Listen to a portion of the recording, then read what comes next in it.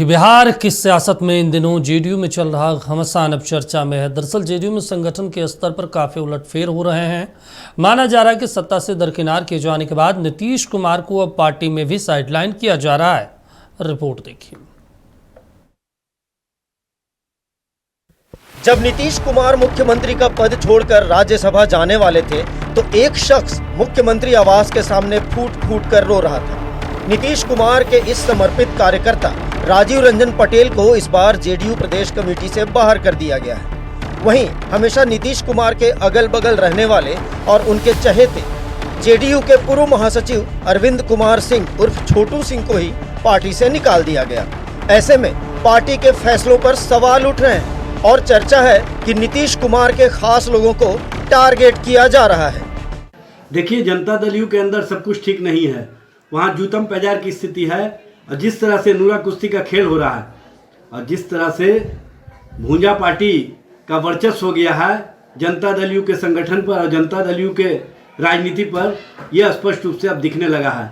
नीतीश कुमार जी और समाजवादी सोच वाले हाशिए पर जा रहे हैं और जिस तरह की राजनीति की जा रही है जनता दल यू के अंदर, यह स्पष्ट करता है कि भारतीय जनता पार्टी के विचारों और सोच वाले लोग कहीं ना कहीं जनता दल यू की राजनीति में हावी हो चुके हैं। जनता दल यूनाइटेड में निश्चित तौर पे भारतीय जनता पार्टी के डिप्यूटेड लोग काम कर रहे हैं और वो धीरे धीरे कर नीतीश युग की समाप्ति कर रहे हैं। नीतीश कुमार जी को ये एहसास हो चुका है कि उनकी पार्टी अब उनके हाथों में नहीं है, इसलिए उन्होंने राष्ट्रीय अध्यक्ष का भी पद चुना। और अब देखिए, धीरे धीरे करके बिहार में जो उनके अगल बगल दिखने वाले लोग थे उनको धीरे धीरे करके पार्टी से किनारे किया जा रहा है। तो ये सब भारतीय जनता पार्टी के इशारे पर जनता दल यूनाइटेड के अंदर खाने में मची हुई बौखलाहट है, खलबलाहट है, जो निकल के बाहर आ रही है। नीतीश कुमार लगातार बड़े और छोटे सभी नेताओं के यहाँ जाते हैं, लगातार कहते हैं पार्टी के लिए काम कीजिए, सब आदमी मिलकर ठीक से काम कीजिए।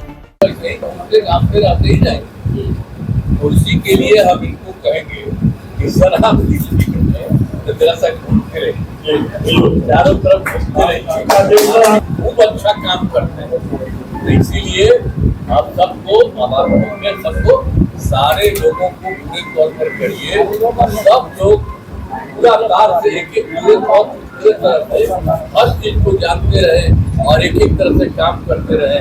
लेकिन पार्टी में मिलकर काम करने जैसी बात दिखती नहीं है। शुक्रवार को राजीव रंजन पटेल और अरविंद कुमार ने जेडीयू के कार्यकारी राष्ट्रीय अध्यक्ष संजय झा से मुलाकात के बाद उन पर मनमानी का आरोप लगाया। इस पर संजय झा ने कड़े शब्दों में उनकी क्लास लगाई।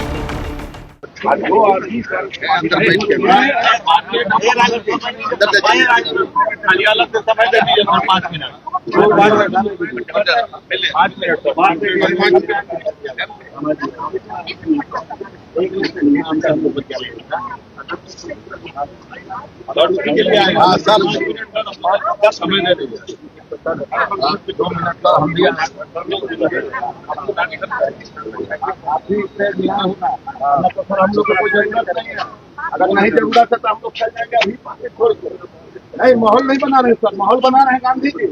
लेकिन इस मामले में जेडीयू नेताओं का साफ कहना है कि पार्टी पूरी तरह से एकजुट है और पार्टी से बड़ा कोई नहीं हो सकता है। पार्टी गठबंधन नेतृत्व इस सब का अधिकार माननीय नीतीश कुमार जी को प्राप्त है। अब तो निशांत कुमार के नेतृत्व में पार्टी ने अपनी कमान सौंप दी है। तो शिकायत कोई करना है तो जाकर करते, लिख के देते। एक संगठनात्मक ढांचा उसका है।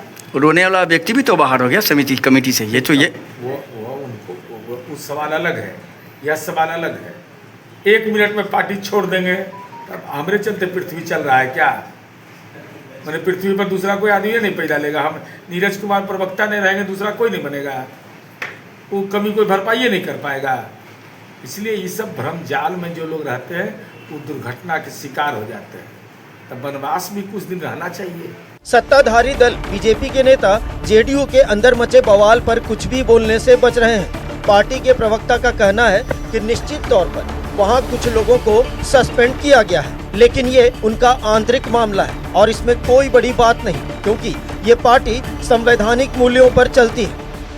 जनता दल यू एक संवैधानिक पार्टी है और संवैधानिक मूल्यों पर चलती है। एनडीए के प्रमुख घटक दलों में से एक जनता दल यू आदरणीय नीतीश कुमार जी के सिद्धांतों पर चलने वाली पार्टी है, जो संवैधानिक मूल्यों में विश्वास करती है और अनुशासनहीनता, किसी भी संवैधानिक मूल्यों को विश्वास रखने वाली पार्टी में बर्दाश्त नहीं किया जाता। अनुशासनहीनता के कारण ही कुछ लोगों को वहां सस्पेंड किया गया है, हालांकि वो उनके पार्टी का अंदरूनी विषय है।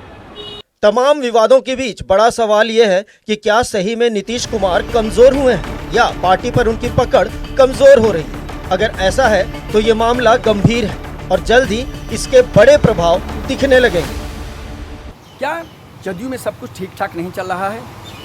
क्या यह सही है कि नीतीश कुमार के लोगों को टारगेट किया जा रहा है? नीतीश कुमार के लिए मुख्यमंत्री आवास के सामने रोने वाले राजीव रंजन पटेल कमेटी से बाहर कर दिए गए। इतना ही नहीं, नीतीश कुमार के द्वारा लगातार माला छोटू सिंह को पहनाया जाता था, उसे पार्टी से निष्कासित कर दिया गया। अब विपक्ष पर जमकर हमलावर है कि बीजेपी के सारे पर सब कुछ किया जा रहा है। लेकिन एक बड़ा सवाल है कि क्या सही में जदयू में ठीक ठाक नहीं हो रहा है कुछ, या समिति बनाने में कुछ गड़बड़ी की जा रही है? आरोप संजय गांधी पर भी है। लेकिन एक बड़ा सवाल है, क्या सही में पार्टी कमज़ोर हो रही है या इसकी वजह नीतीश कुमार का मुख्यमंत्री पद से हटना तो नहीं? मरगूब नक्षत्र न्यूज़ पटना।